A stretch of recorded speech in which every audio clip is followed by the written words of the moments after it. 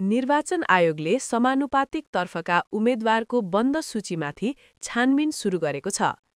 आयोगका सहसचिव एवं प्रवक्ता नारायण प्रसाद भट्टराईका अनुसार दलहरूबाट उम्मेद्वारको बन्द सूची पाएसँगै छानबिन सुरु गरिएको हो। कानून बमोजिमको क्लस्टर अनुसार दलहरूको बन्द सूचीमा नाम रहेर नरहेको हेर्ने हो। यसरी हेर्न सुरु गरिएको छ, प्रवक्ता भट्टराईले जानकारी दिए। उनका अनुसार आयोगले यही पुस 20 गतेसम्म अध्ययन गर्नेछ। प्रवक्ता भट्टराई भन्छन्, अध्ययन पश्चात 20 गते नै हामी दलहरूलाई के मिलेको छैन भनेर पत्राचार गर्छौं। त्यसपछि उहाँहरूले मिलाएपछि थप प्रक्रिया अगाडि बढ्छ। आयोगले क्लस्टर मिलाउनुपर्ने भएका सम्बन्धित दलहरूलाई पत्राचार गर्नेछ।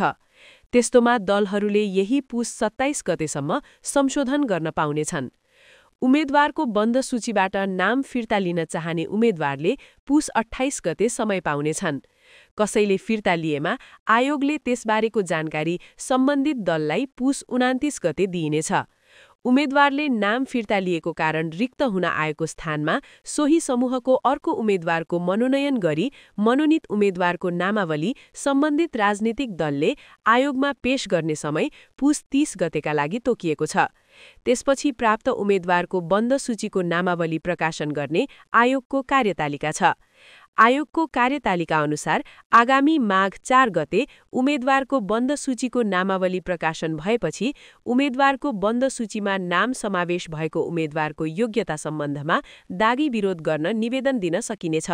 यसका लागि माघ 5 गतेदेखि माघ 10 गतेसम्मको समय तय गरिएको छ। माघ 11 गतेदेखि 17 गतेसम्म उम्मेद्वारको बन्द सूचीमा समावेश उम्मेद्वारको योग्यता सम्बन्धी दावी विरोधको निवेदन उप जाँचबुझ गरेर आयोगले निर्णय गर्नेछ। आयोगको तालिका अनुसार आगामी माघ 20 गते बिहान 10 बजेदेखि बेलुकी 5 बजेसम्म उम्मेद्वारको बन्द सूची अन्तिम रूपमा प्रकाशन हुनेछ। फागुन 21 गते बिहान 7 बजेदेखि बेलुका 5 बजेसम्म सम्बन्धित मतदान केन्द्रमा मतदान हुनेछ।